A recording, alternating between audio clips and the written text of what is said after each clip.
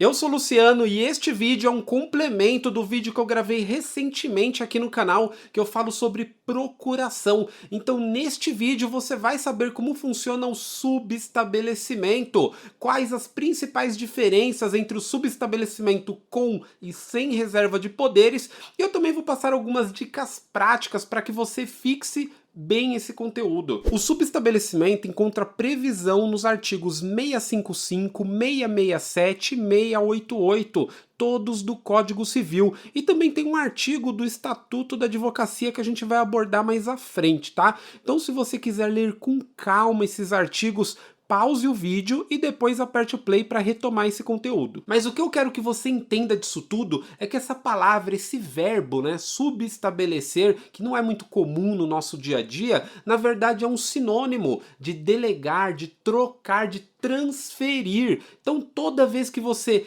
ver essa palavra subestabelecer, você já pensa transferir. Então imagina só a seguinte dinâmica: o seu tio te deu uma procuração para que você participe e vote em uma assembleia de condomínio. Pois é, tem vários assuntos em pauta e você vai precisar votar. E daí você aceita essa procuração, mas logo descobre que também não vai conseguir participar a tempo. E daí você subestabelece para o seu irmão. Então você já percebeu que para que ocorra esse instituto do subestabelecimento, da transferência, né, precisa ter uma terceira pessoa envolvida nessa relação. Então temos aqui, ó, o seu tio, você que recebeu a procuração e depois você subestabeleceu para o seu irmão. Então esse subestabelecimento, essa transferência pode ocorrer em vários tipos de procuração. Uma procuração pública, por exemplo, compra e venda de um imóvel do qual a pessoa subestabelece para terceiros.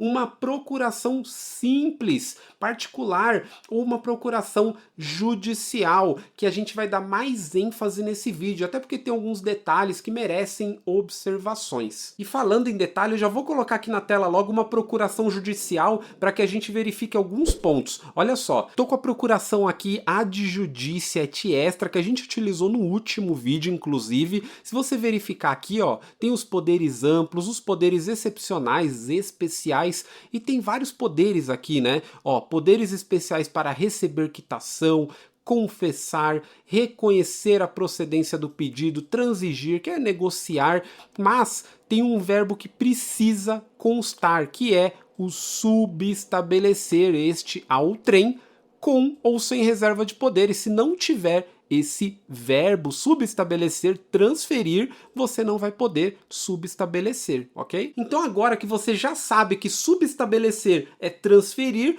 você vai me questionar: transferir o quê? Poderes? Quais poderes? Todos os poderes ou só uma parte? Então agora a gente vai abordar esse ponto, tá? De subestabelecer com reserva de poderes ou sem reserva de poderes. Vou colocar a imagem aqui na tela já. O subestabelecimento com reserva de poderes, ele é o mais polêmico e é o que dá mais problema, de certa forma, no nosso dia a dia, se você não souber usar, tá? Então aqui eu já coloquei um ponto, né? Advogado continua vinculado ao processo. Pois é, o advogado titular, ele vai continuar no processo, então ele vai subestabelecer uma parte desses poderes, geralmente para que alguém tome algumas providências em específico, mas ele vai manter os poderes com ele, tá? Então sempre quando você pensar com reserva, o advogado continua. Com reserva, advogado continua. Olha só o C, tá? Proposital, exatamente para que você fixe isso. Às vezes nas coisas simples que a gente consegue fixar melhor um conteúdo, tá? Então tente pegar esse macete.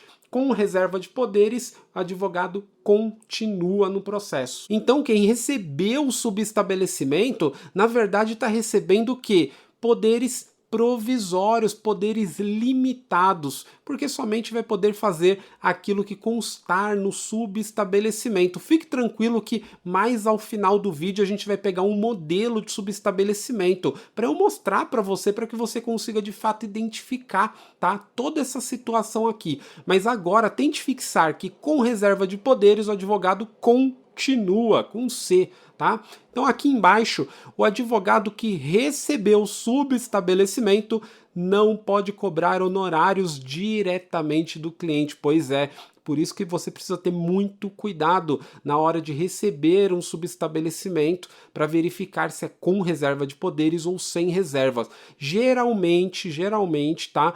Quando você está em um escritório de advocacia, um advogado titular, é claro, ele vai subestabelecer para os demais advogados que estão na hierarquia, né, abaixo da hierarquia, para que tome providências. Então a gente tem desde o estagiário, que pode fazer uma carga num processo, tirar cópia, pode fazer alguns atos do estagiário como um advogado. Um advogado ele pode necessariamente participar de uma audiência, fazer protocolos, enfim, fazer todos os atos inerentes à advocacia, desde que estejam previstos, claro, no subestabelecimento. E um cuidado que eu vejo no subestabelecimento com reserva de poderes é exatamente essa situação de cobrar honorários diretamente do cliente, tá? Para quem é advogado autônomo. Imagina, o advogado autônomo recebe um convite para atuar em um processo que já tem um advogado titular ali. Então ele presta aquele serviço, mas na hora de ser remunerado, ele não consegue cobrar diretamente do cliente, porque precisa haver intervenção do advogado titular.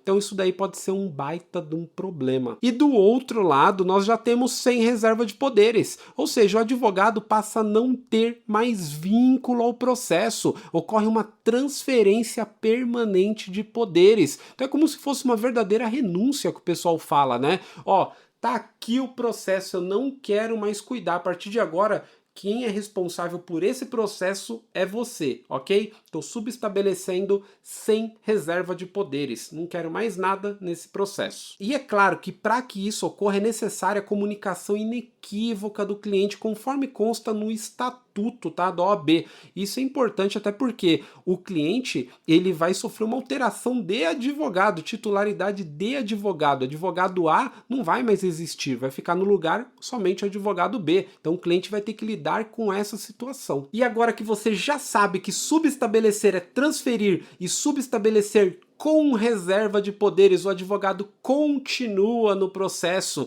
e sem reserva de poderes o advogado, ó, dá tchau, não quer saber mais desse processo. Agora você vai ver um modelinho, tá, de subestabelecimento. Vamos pegar ele de ponta a ponta. Mas antes, é claro, se você estiver gostando desse conteúdo, se inscreva no canal e compartilhe com amigos e familiares, tá? Então vamos lá para o subestabelecimento. Bom, esse daqui é um modelo de subestabelecimento, tá? No caso é um subestabelecimento com reservas de iguais poderes. Pode constar nessa terminologia, tá? De iguais poderes. Eu vou diminuir o zoom só para você ver que é uma página só. Subestabelecimento e uma página. Aqui já tem as informações de qualificação, logo abaixo limitação e validade dos poderes e novo subestabelecimento, que no caso aqui é vedado, já para antecipar. E aqui a assinatura, tá? Então agora vamos dar um zoom aqui para destrinchar um pouquinho disso daqui, ó. Pelo presente instrumento particular de subestabelecimento, qualificação completa das partes, tá? Lembre sempre disso. Aqui você vai colocar em negrito, geralmente, até para facilitar, né, quem está recebendo esse documento com reserva de iguais poderes na pessoa do advogado, doutor, e também qualificação completa, ó, poderes esses que lhes foram conferidos pela empresa ABC nos autos do processo tal, que é uma ação de reparação de danos morais e materiais, nesse exemplo, né? Agora sim vem a parte da limitação e validade dos poderes, tá? Então aqui, ó, o advogado que é subestabelecido, né, que recebeu esses poderes, ele detém, então, capacidade para agir unicamente, olha só, durante um ato processual de audiência, de instrução e julgamento, designada na data tal, hora tal, perante a vara civil, taranã. Ele pode negociar, dar e receber quitações, mas somente ele pode fazer isso daqui dentro desse ato processual, ó, da audiência de instrução e julgamento, tá? E ele, claro, ele não pode subestabelecer para um outro advogado, até porque senão seria ad eterno, né? O advogado A subestabelece para o advogado B, o B para o C e por aí vai. Então, já tem aqui a vedação expressa em questão do novo subestabelecimento. E aqui basta colocar a data, nome completo do subestabelecente, ou seja, do advogado titular, tá? E aqui as informações a assinar e pronto. Você viu que é um documento relativamente simples, ó. Uma página você já consegue colocar as informações mais importantes sobre o subestabelecimento. Depois é só juntar isso num protocolo, né, junto com uma petição de juntada, informando o subestabelecimento. Então vai ter a petição de juntada e o subestabelecimento. Então você percebeu que o subestabelecimento, desde que bem utilizado, é um ótimo instrumento para ser utilizado, até porque muitas vezes a pessoa realmente não pode comparecer por N motivos. Então o subestabelecimento ele vai suprir todas essas questões, vai tornar o processo mais dinâmico, não vai engessar as operações. Então espero que você tenha gostado desse vídeo e caso você queira saber como consultar processos judiciais nos nossos tribunais, assista os vídeos a seguir.